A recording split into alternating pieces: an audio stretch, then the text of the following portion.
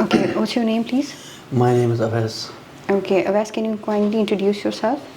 Um, as I said, my name is Avais. I did my MPhil in IR from Namal University, and currently I'm doing job with a research institution as a researcher. Okay.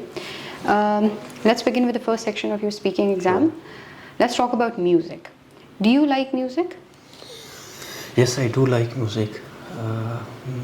Presently, I like to hear fast music, but sometimes, occasionally, I do try to listen Nusrat Fateh Ali Khan and slow music as well.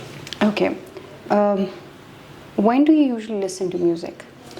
Uh, Generally, I listen to music when I'm about to go to sleep, or when I'm doing some kind of research work. I put on headphone and in background music is playing and I'm doing my work.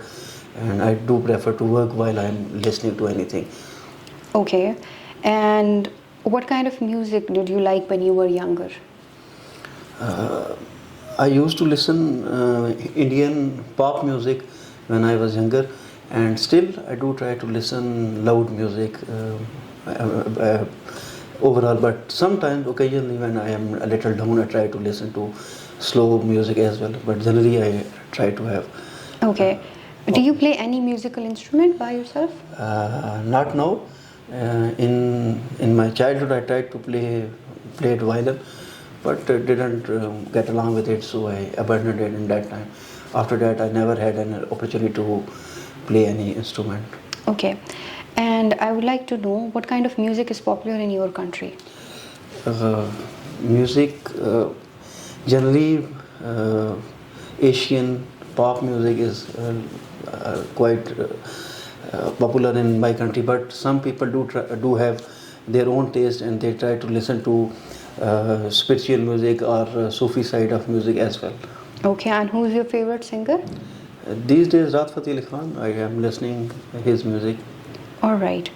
Let's begin with the cue card now. Sure. Okay. Your cue card is that you have to talk about a historical building in your country or city that you know. You should say what and where is it, when was it built, why, what is it known for, and describe this historic building. Can I have this? Yes. Thank you. Okay, please start speaking. I'm going to talk about a historical building, although it is not as much historic or old as some others are, but I found it quite interesting. It is located in Islamabad and it is called Pakistan Monument. It is located near Zero Point and it is on right side of that when you go. It was built during President Musharraf's time when he built it. It is known for its unique style. It is shaped like a petal, and there is also an important creative park kind of Shakarpadiyan there as well. One can go enjoy the museum as well that is also located nearby. The people who built it, their hands sketches are also inscribed on the wall of this monument. I like to go there. There is also a spot where you can stand and get the overview or view of scenic beauty of Islamabad as well. I do try to visit it whenever I have time with my family, and it has historical perspective as well, and it contains information about all the four provinces of Pakistan. Their people, their culture is also demonstrated over there. Okay. Let's begin with the last part of the speaking exam. Since you talked about a historical place, that is Pakistan Monument, let's continue with that. How do people in your country feel about protecting historical buildings? People try to there is a growing sense of getting to know about historic building now due to internet and other social media apps. People are learning about them, but as far as protecting them is concerned, generally it is carried out by the government agencies. There is shortage of awareness on the part of people that they are not aware about protecting it, and I think we need to work on that, building awareness, raising awareness about protecting these buildings for future generations is quite necessary. Okay.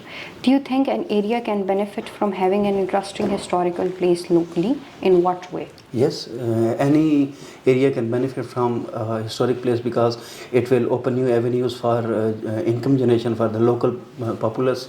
Like in villages, there is a dire need to have new source of earnings for people, and exploring these historical buildings in those areas will have a definite turnout effect on local populace, not only in enhancing tourism industry but also uplifting the general public there. Okay. What do you think will happen to historic places or buildings in the future? I think these historic buildings will stay there, and their awareness will be the key factor about people visiting them. If there is kind of knowledge or information on internet about these places, people will tend to go there.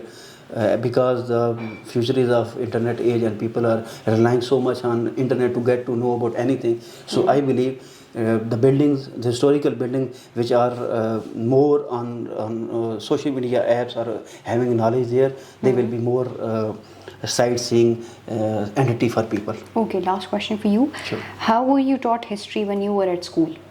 Or were you taught history when you were at school? We were taught Pak studies in school, not as such history, but it does contain something about historical journey of Pakistan and things like that, and it also had information about historical building like Minar-e Pakistan, surely Minar-e Pakistan. We were taught about Minar-e Pakistan as well. Okay. All right. Thank you, Wes.